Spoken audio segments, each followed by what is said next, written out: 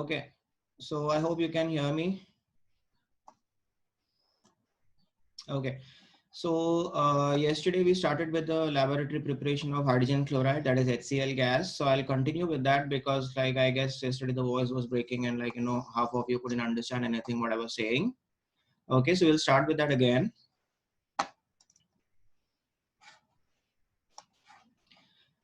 So here we have the setup, the experimental setup for the laboratory preparation of HCl. I already explained this yesterday, but then I'll do it again for the ones who didn't understand or who didn't hear whatever I said.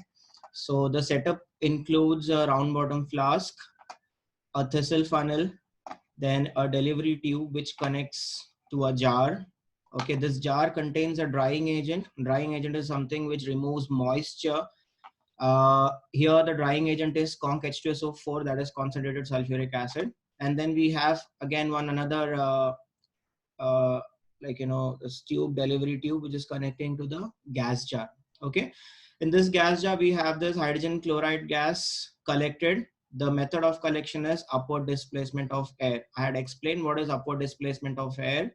So that is nothing but hydrogen chloride getting collected in the gas jar. It gets collected at the bottom of the gas jar, slowly filling up the space of the gas jar, eventually pushing the air outside the gas jar in the upward direction. That is why it is called as upward displacement of air.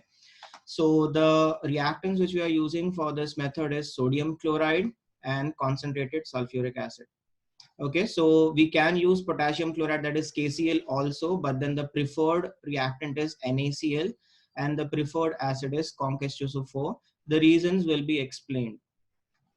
Okay, so these are the reactions. You have to study this reaction. This is the reaction for the laboratory preparation of hydrogen chloride, that is sodium chloride plus concentrated sulfuric acid. Uh, Less than 200 degrees Celsius gives you NaHSO4, that is sodium bisulfate plus hydrogen chloride gas. Okay, this temperature over here, this is very important because if you don't write this temperature, you will get 0 marks in the exam.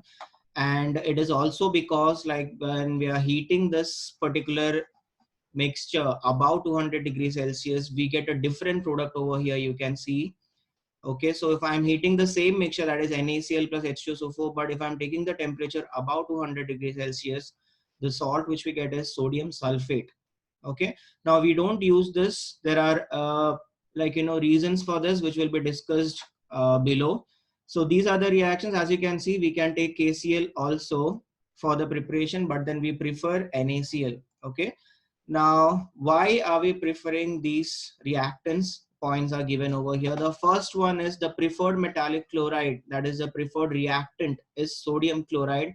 The reason is very simple, because NaCl is cheap.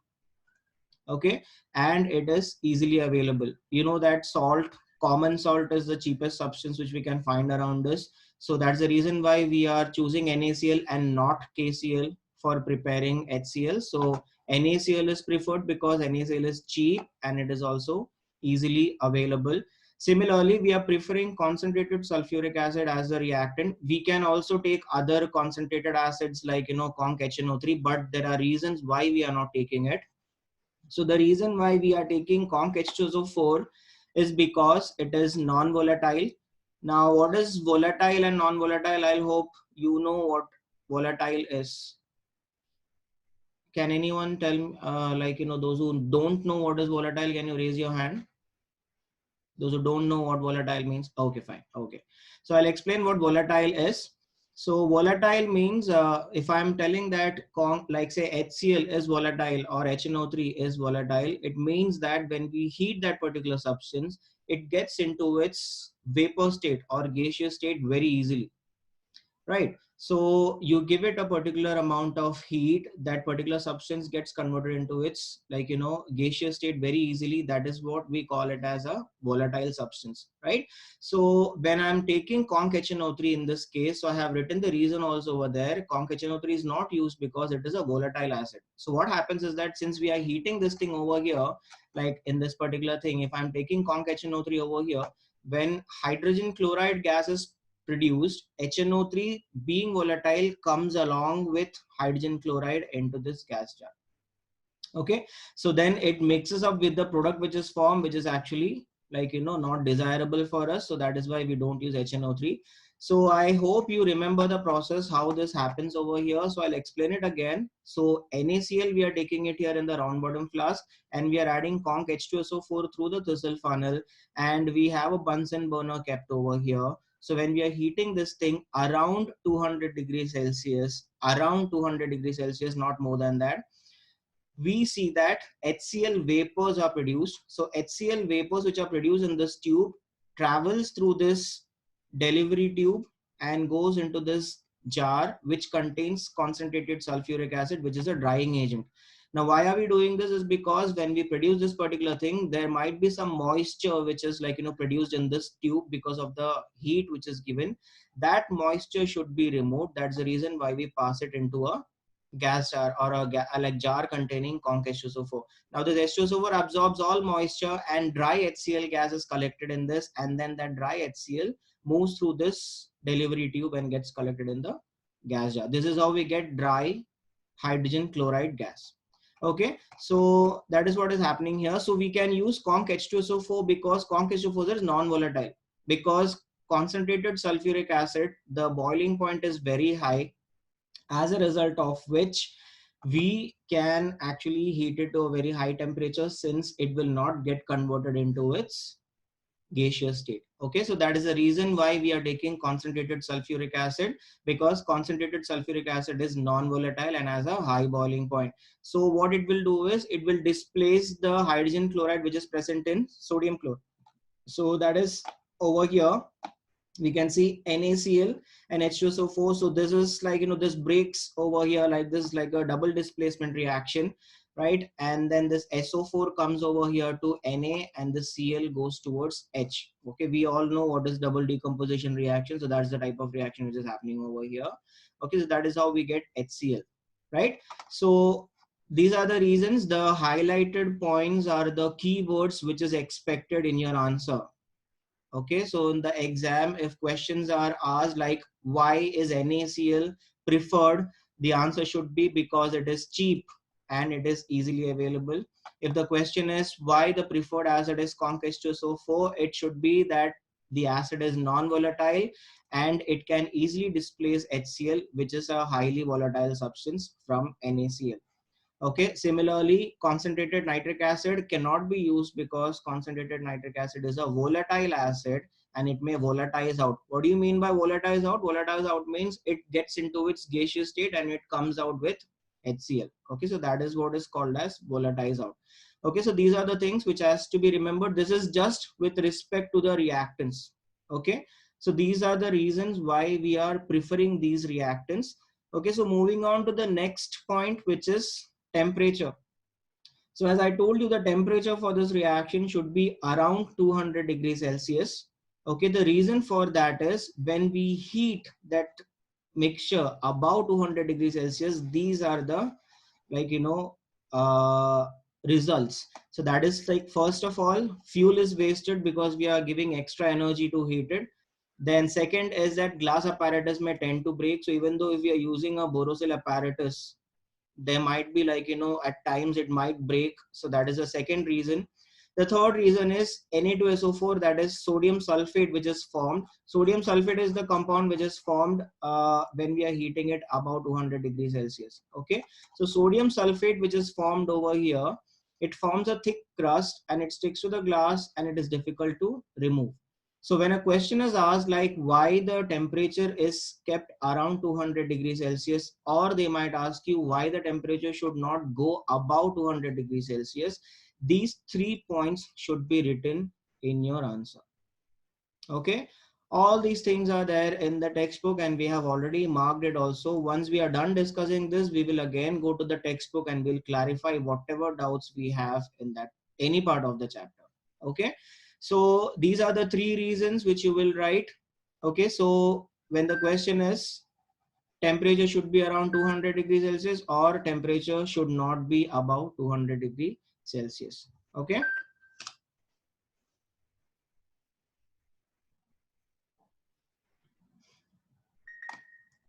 Okay. So the next point is drying agent. So we saw that we are using a drying agent in the jar over here.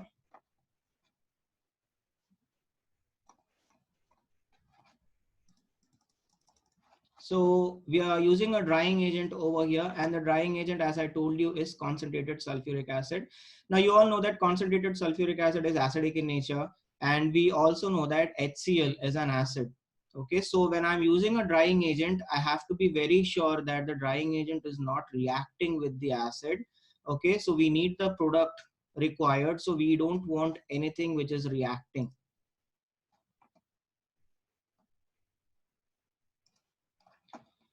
Okay, so this drying agent which we are using over here is concentrated sulfuric acid. And why are we using it is because of its acidic nature. Okay, can you please stop drawing whoever it is? Right? So conc H2SO4 is used due to its acidic nature. And why are we not using drying agents like calcium oxide or phosphorus pentoxide? These are also drying agents, but we are not using it in this process is because it is basic in nature. Okay, we know this that bases obviously when they come in contact with acids, they react with acid and give you salt and water. We know that. That's the reason why we make sure that the drying agent which we are using is not basic in nature. So we use an acidic drying agent which is concentrated sulfuric acid. Right, is this clear? Yeah. Manit Goyal, can you hear me? Yes. Did you understand what I explained till now? Right, good. Okay, yeah, who's raising hands? Okay, one sec.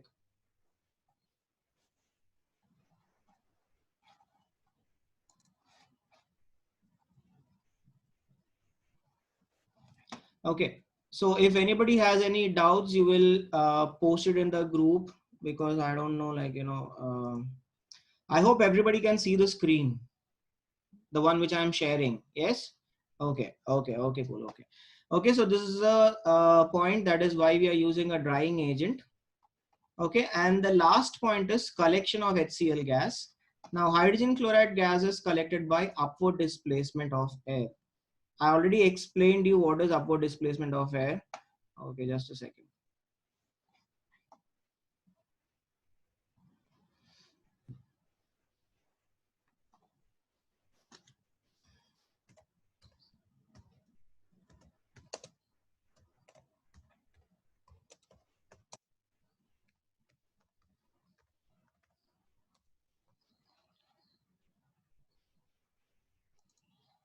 Okay, so HCl is collected by upward displacement of air because HCl is heavier than air. I already explained you what is upward displacement. We already studied that in grade 8 and grade 9 when we were studying the chapters hydrogen, carbon dioxide and all, where we were studying like an upward displacement, downward displacement, whatever it is.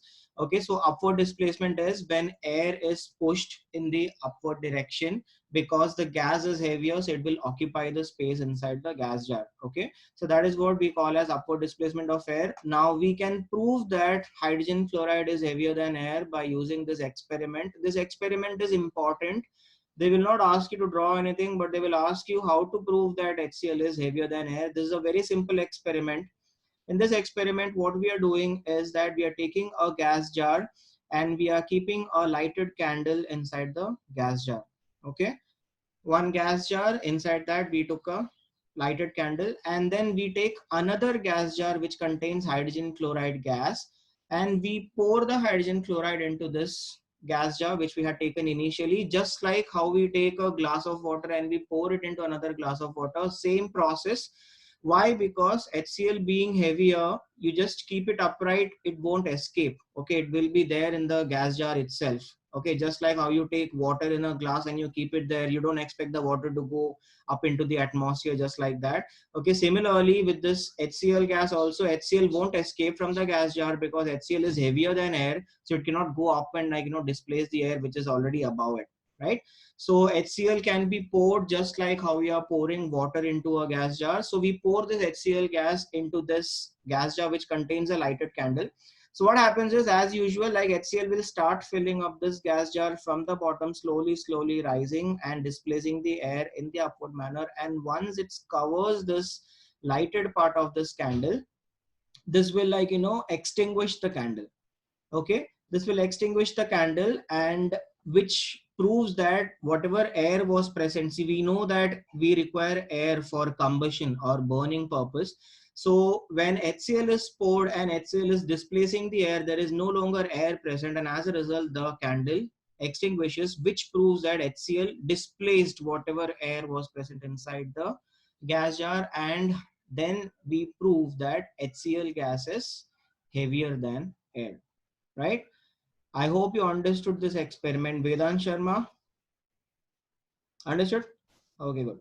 Okay, so that is the experimental proof of hydrogen chloride being heavier than air. Now in the textbook, they have given you the density of hydrogen chloride gas and all. You don't have to study the values of the density of hydrogen chloride and all. No need to do that. Okay. Yes, Manit. Can there be any Sorry. mute? Huh. Yeah. Can there be any external factors which can lead to the escape of HCl gas? As long as you're not doing anything to that gas jar kept over there, nothing is going to happen to it. Okay, right. Okay, so I hope this is clear. Is there anyone else who has got any doubts? Any doubts? No. Okay, okay, okay. Those who are drawing on the screen, refrain drawing to this, otherwise I'll stop this session right away. Okay, yes, Sarthak.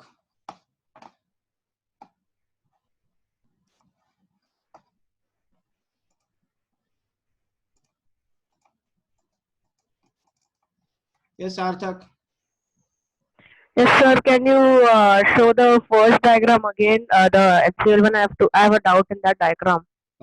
Which diagram? The preparation? The preparation of hydrogen chloride. Okay, 1 second.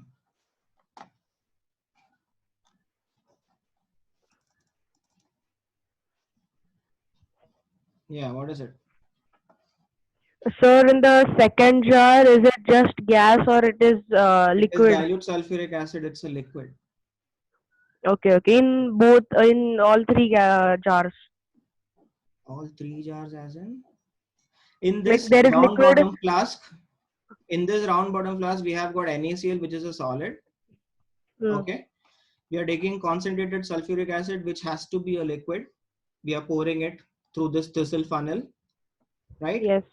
Then in this jar, we have concentrated sulfuric acid again, which is again liquid, right? Yes.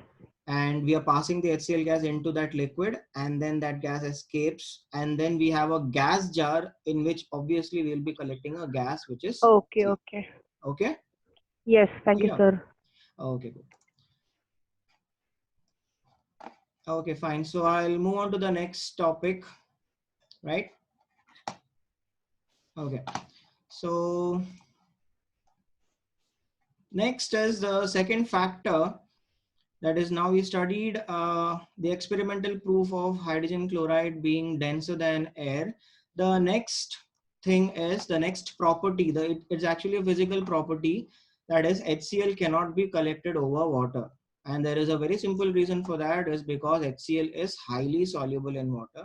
And you'll know why, because this is the method which we use to prepare hydrochloric acid. Okay, I explained what is the difference between hydrogen chloride and hydrochloric acid yesterday. So hydrogen chloride is a gas. When we dissolve this gaseous hydrogen chloride into water, we get hydrochloric acid. Okay, that is how hydrochloric acid is prepared. Okay, so HCl cannot be collected over water because obviously it dissolves in water, so there is no longer gas available. That is the reason why we don't actually collect HCl in water. The experimental proof for this is something called as a fountain experiment. It's actually a very it's actually a very nice experiment. It is there in your textbook. What happens here is that we take I'll show you the experiment. I have got a video for it. Okay, I'll show you the experiment.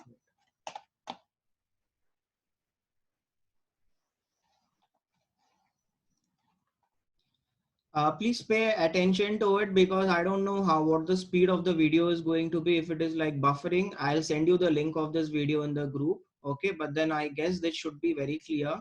Okay, so this is a video. Okay, so in this, we can clearly see what happens when HCl gas is taken for this fountain experiment.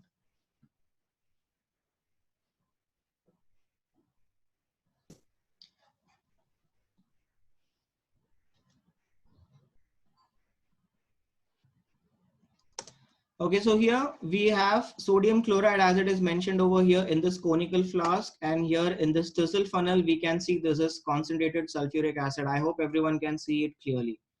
Those who are using mobile phones can zoom it and see. Okay, so this is H2SO4 in a sizzle funnel and this is sodium chloride in a conical flask. This setup is actually used for the preparation of hydrogen chloride gas, which we saw the experimental setup over there. This is a modified version just for the experimental sake. So we have a round bottom flask over here. By doing this reaction, HCl gas is produced, which is collected in this round bottom flask. Okay, so watch.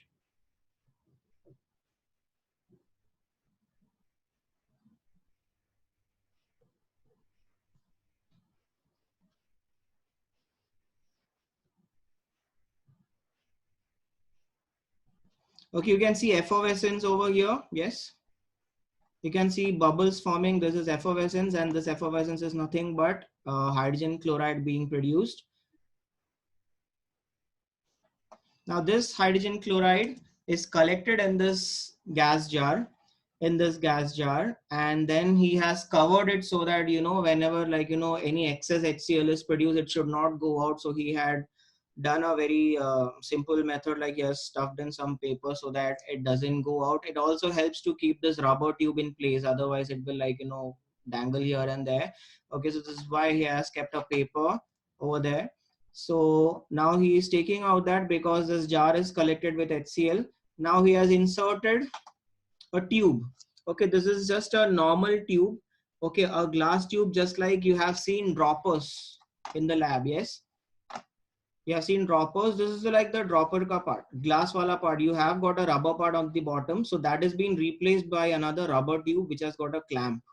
Okay, in the textbook we have another version that will be very simple. Like, this is a simple method to do that. In that, you will be having a double holed cork where you will be having a tube like this. Along with that, there will be another hole in which we'll be having a dropper containing some water present in it. Okay, so in this setup they are not doing that because of the difference in the pressure. Actually, the liquid which we are taking already rises up. So you will understand this by the end of the reaction. So this, we are taking an indicator. Okay, so the indicator is red cabbage indicator. Okay, in the textbook we have taken blue litmus. So we can take any indicator which changes the color of HCl. You know that HCl is an acid, so it will change the color to red. Okay, so you can take blue litmus solution. They have taken beaker filled with water and red cabbage pH indicator. What we do is that round bottom flask which we had, we will take it and we will keep it inverted with the tube put inside this beaker. So what happens?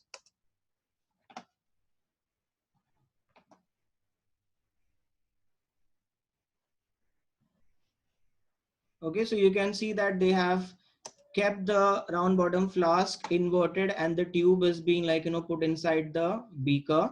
Right now, if you hold it for some time, you can see that this blue colored solution will slowly rise through this tube. Okay, there at times they are showing it with the help of an arrow mark. It will rise through this tube, and as soon as that blue colored solution enters this round bottom flask, the color of the solution changes from blue to red. Okay, because the gas inside this is acidic in nature, so it will change from blue color to red color.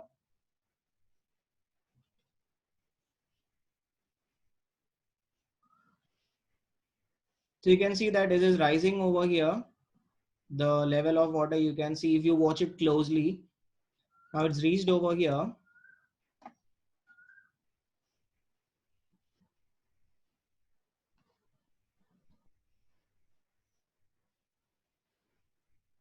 And you can see when it is entering, you can see the color of the solution, it becomes red. Okay. So this is called as a fountain experiment for HCl. Since it is coming out as a fountain, it is called as a fountain experiment. Okay, as you can see, the color of the solution in the beaker was blue, but then when it entered this, it became red. So this is a very simple experiment to show the high solubility of HCl in water and also the acidic nature. There are two things which we prove with the help of this experiment. The first and the most important point we prove is that HCl is highly soluble. And how do I prove that is, it is just because of the high solubility of HCl that this water could rise up into this round bottom flask.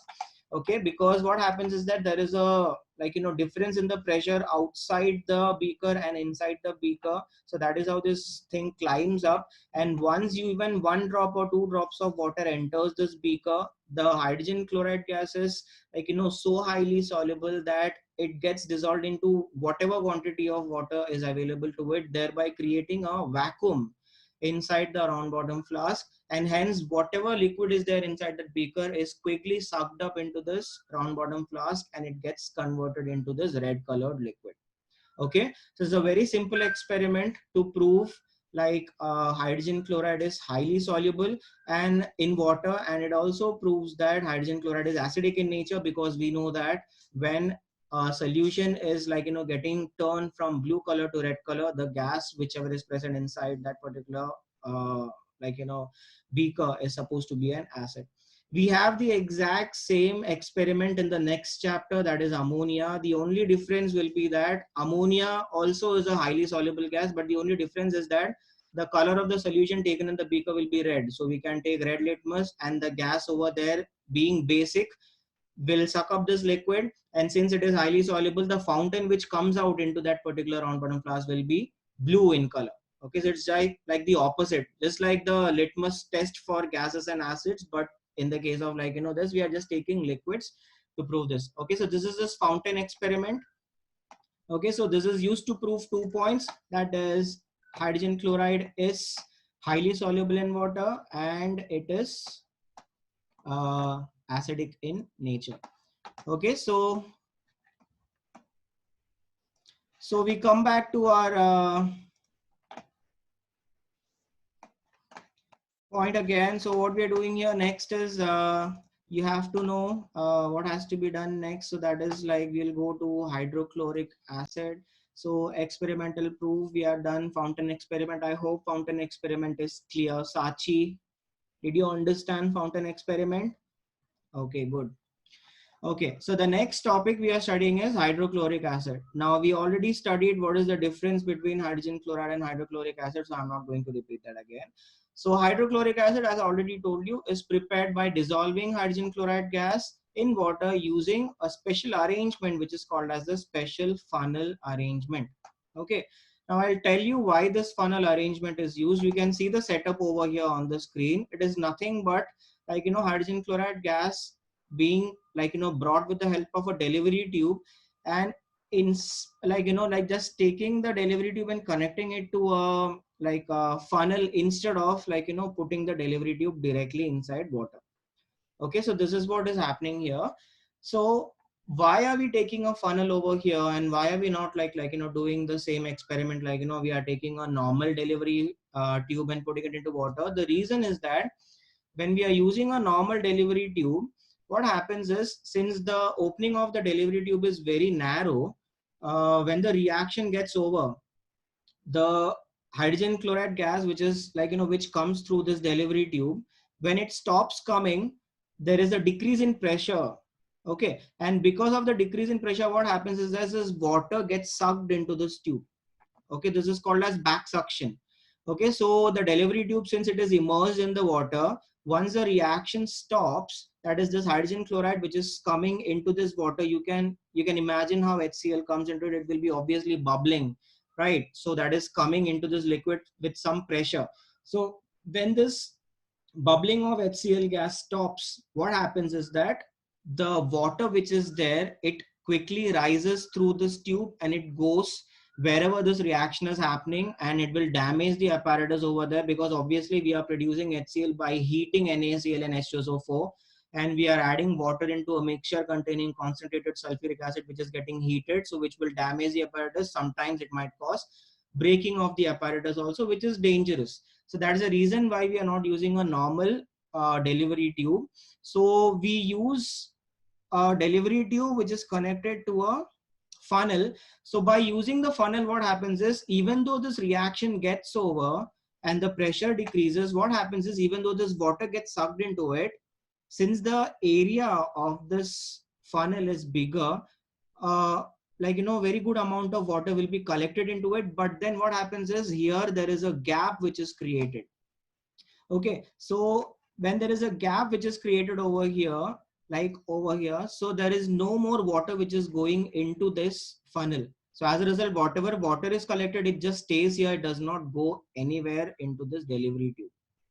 Okay, so what happens is that we can prevent the water from going into the experimental setup. Thereby we can prevent the, like, you know, breaking of apparatus and all those things. Okay, so that is the reason why we are using this arrangement, which is called as a funnel arrangement. So I'll explain once again why are we using this.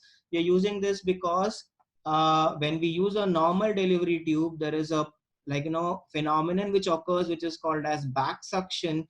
When we are using a funnel, back suction does happen. You can see that there is water which is collected over here, but since the amount of water which is collected over here is like quite less, because the area of this funnel is bigger, so the water collected, just like, you know, it stays over here, and there is a gap which is formed over here, which is because of the, like, you know, water which is getting collected. There is a gap which is formed over here, which prevents more water being taken into this tube. Thereby it prevents the water to go into the experimental setup. Okay, so this is why we are using an arrangement which is called as the special funnel arrangement. Okay, so this is something which is very important. They will ask you, how is hydrogen chloride gas, like, you know, passed into water for the preparation of hydrochloric acid. You have to mention, even though you don't mention special funnel and all, you have to mention that it is the funnel arrangement which is used. Okay, in this part of the chapter, the important question which will be asked is why the special funnel arrangement is used. The reason for that would be, okay, somebody is raising hands. Just 1 second, just give me a second. Okay.